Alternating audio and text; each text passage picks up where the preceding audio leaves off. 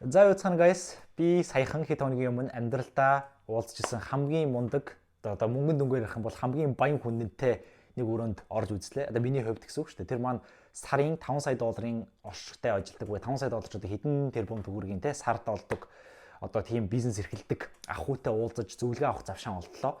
Тэгээд тэр аягүй надад халуухан сэдв байгаа учраас би тэн дээрээ шууд огшилттой байгаа дээр YouTube цогц дээр бичлэг хийгээд хүмүүст мэдэрч байгаа зүйлээ хуваалцах гэж бодлоо. Тэгэхээр одоо бич бай хүн болгонч бай ямар нэгэн төвшнөөс дараа дараагийнхаа төвшин рүү одоо хөгжгөөл мацаал тэмүүлж байгаа байлгүй гэж би бодож байна.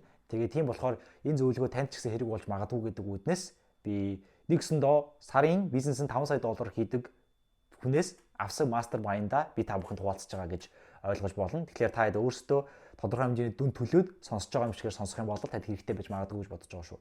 Тэгэхээр энэ юу болоод ийм хүнтэй би уулзсан бэ гэхээр танд мэдвэл Алекс Хормози гэдэг одоо хүний сая номны нээлт болсон. Энэ номны нээлтэн дээр бид нар сая Будапешт байж байгаа ийм бизнес хийдэг залуучуудаар уулзахгүй юу? Янз янзын бизнес хийдэг хүмүүс байсан. Ингээд ийм бүр ийм sex coach гэдэг хүн байсан, PR management компанитай хүн байсан, AI автоматжуулалт хийдэг хүн, борлуулагч, мэрэгжлийн борлуулагч, salesman, бүр therapist гэх янз бүрийн мэрэгжлийн хүмүүстэй ингээ нэг өрөөнд янз янзын бизнесийн салбарын хүмүүстэй байгаа байхгүй. Тэгээ уулзаад ингээл янз янзын юмудаа ярилцаад хамгийн том одоо загсан гэх юм хамгийн том залуу нь тэр 5 сая доллар олдог Фил гэж залуу байсан. Фил илүү Вил гэдэг нэртэй залуу байсан. Тэгээ би тэр залуугаас үзчихэд надад танд ийм бодогдож байсан амар санаа. Хизээ нэгэн цагтцсан.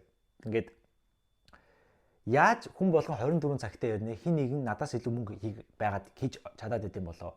Яаж хин нэг надаас илүү үр бүтээлтэй амьдраад идэм болоо.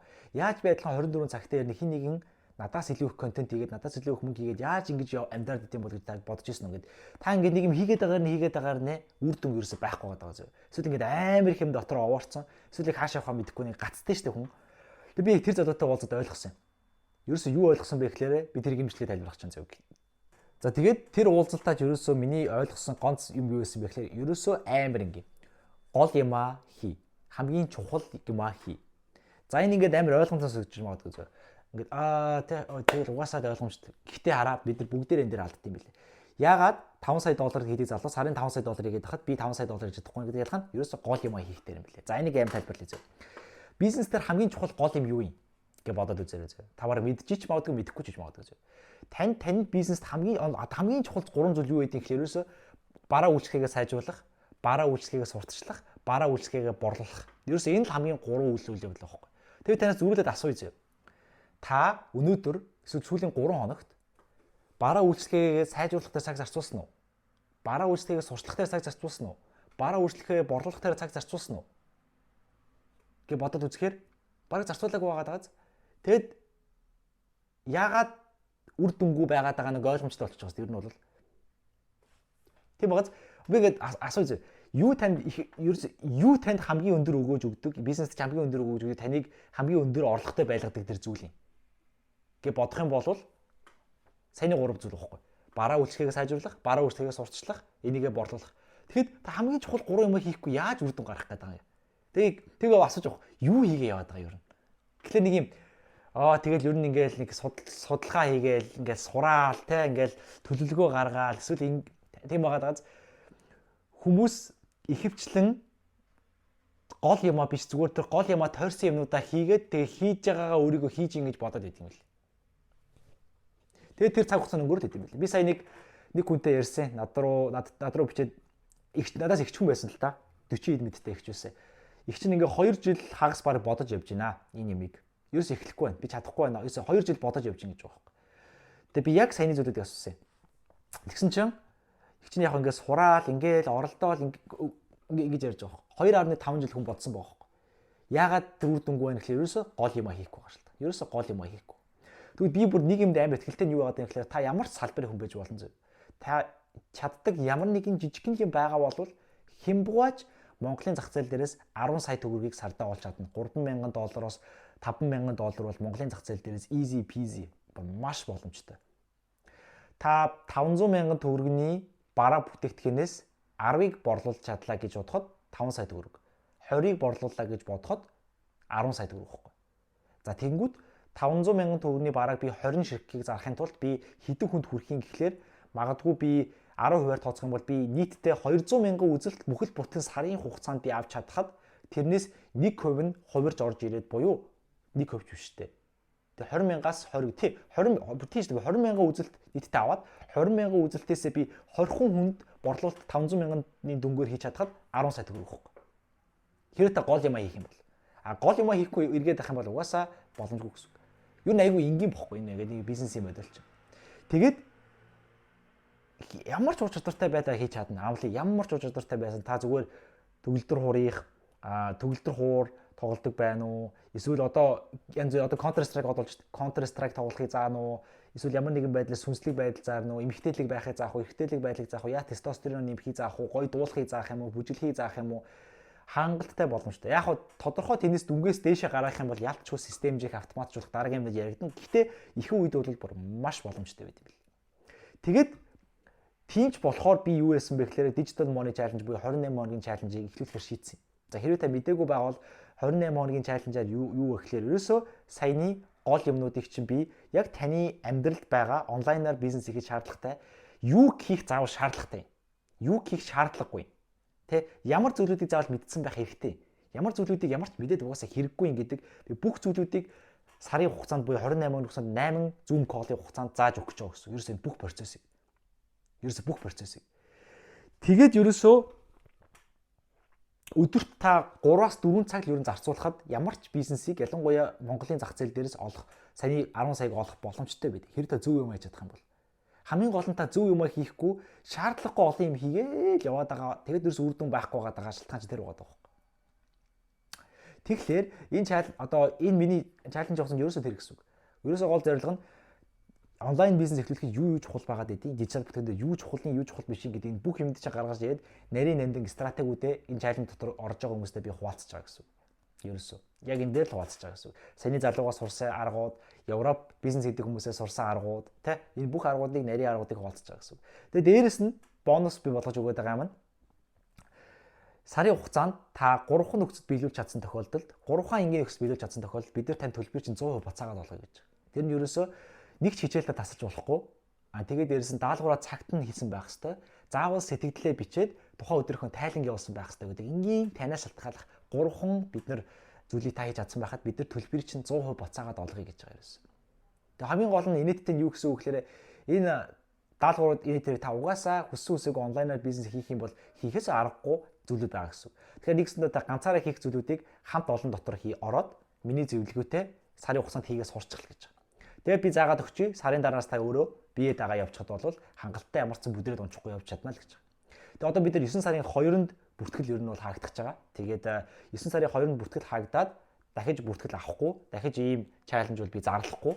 Тэгэхээр энэ бол таны оролцож болох сүүлийн боломж. Тэгэхээр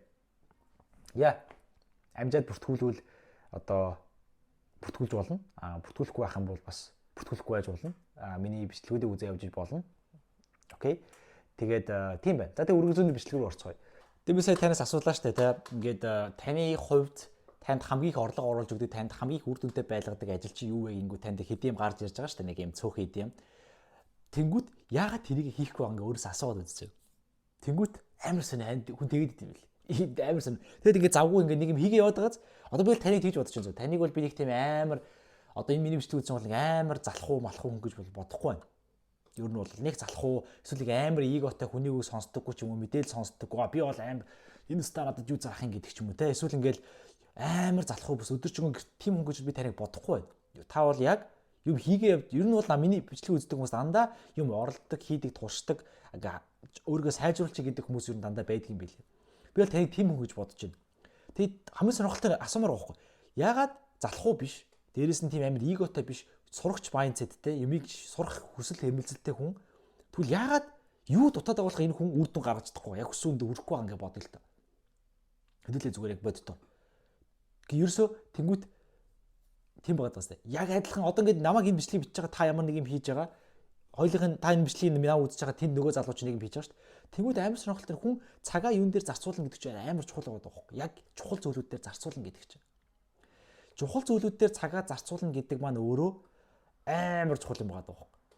Одоо шин та бодоод үзвэл өдийг хүртэл та юунууд дээр цагаа зарцуулсан. Яг үүнд амар сонирхолтой нь юу хийх нь биш яг ямар юмаа яаж хийх нь амар чухал болчиход байгаа байхгүй. Яг зөв юм олж хийхгүй бол ямар ч шалтгаангүй юмнууд дээр аймаг цаг зарцуулаад тэгээд одоо нэг тийм сурсан ч сураагүй ч тэр нь өр өгөөжгүй болчиход байгаа байхгүй. Тэгээд одоо миний хувьд биш үү одоо Одко гэдэг хүний үед би зүгээр таад өөртөө ашиглаж байгаа стратегийг хуваалцахад би яаж байгаа вэ гэхээр аль болох гадны бүр үнэхээр алж байгаа бүр үнэхээр бодоо олгож байгаа гадаа залуучуудаас нөхдүүдээ ашиглаж байгаа аргуудыг аль болох сурж байгаа зүйл. Бүр чадхаараа заагаад өгөөч гэж сурахын сураач гээд найз болоод сургалт авахын аваад янз янзаар явж байгаа байхгүй. Тэгээ авч яваад Монгол туршигт ашиглаж болох юмнуудыг нь туршаад ашиглаад клиентуудаа зааж өгөөд ингээд явж байгаа юм зөв. Тэгээ би сүүлдээ одоо ингээд саяны залуу молоотой уулзаад ингээд дүнгэлтэнд хүрч хахад ерөөсөө л тэр юм байж үзсэн. Бид нар нэг амар хитрхи том юм бодоод идэв. Ерөөсөө амар энгийн би хаанаас сонссноо марч. Гэхдээ нэг юм үгүйсэн. Хүмүүс ид шидийн тэр гайхамшигтай ойлголт дуцснаас болоод бүтлгүүтдэггүй. Харин нүднийхээ өмнө байгаа энгийн зүйлүүдийг хийгээгүйсээ болж бүтлгүүтдэг гэдэг үгүйсэн. Дахиад би хэлье. Хүмүүс ид шидийн тэр гайхамшигтай концепт байхгүйгээс болж тэр гайхамшигтай тэр ойлголт бүр вау гэх тэр ойлголт байхгүйгээс болоод бүтлгүүтдэггүй. Харин нүднийхээ өмнө байгаа энгийн зүйлүүдийг хийгээгүйгээсээ болоод бүтлгүүтдэг л гэж хэлээ. Нүднийхээ өмнө байгаа энгийн зүйлүүд гэдэг нь юу юм бэ гингүүд бараагаа сурталчлах, бараагаа сайжруулах, бараагаа зарах гэж оролдох. Бид нар амжилттай бизнес гэвэл яг амжилттай бизнес, амжилттай стартап, амжилттай онлайн бизнес гэвэл юу гэдэг юм бэ гэхээр олон хүний амьдралыг өөрчилснөөр нь, олон хүнд их борлуулалт хийснээр нь, их контент хүргэснээр нь те бид нар дүгнэдэг шүү дээ. Тэгэхээр тэр зүйлүүдэд та байрж авч хийхгүйгээр яаж одоо ингээд амжилттай би таны бизнес удирдах гэдэг ойлгохгүй байна л да. Ер нь бол за тэгэхээр хэдүүлээ энэ дээрс одоо юу ойлгох юм бэ, яах юм бэ гэх юм бол айгүй энгийн болчихж байгаа. Бид түрүү хэлсэнтэй ямар ч хүн сард 10 саяас 15 сая төгрөгийг 3-аас 5 мянган доллар орчмыг өөрийнхөө нэг чаддаг ур чадвартай хийх боломжтой. Бүр маш энгийн боломжтой. Би дахиад тоог нь дахиж гаргаж өгье. 500 мянган төгрөгөөр ерөөсө 3 хуваана. Ерөөсө айгүй энгийн.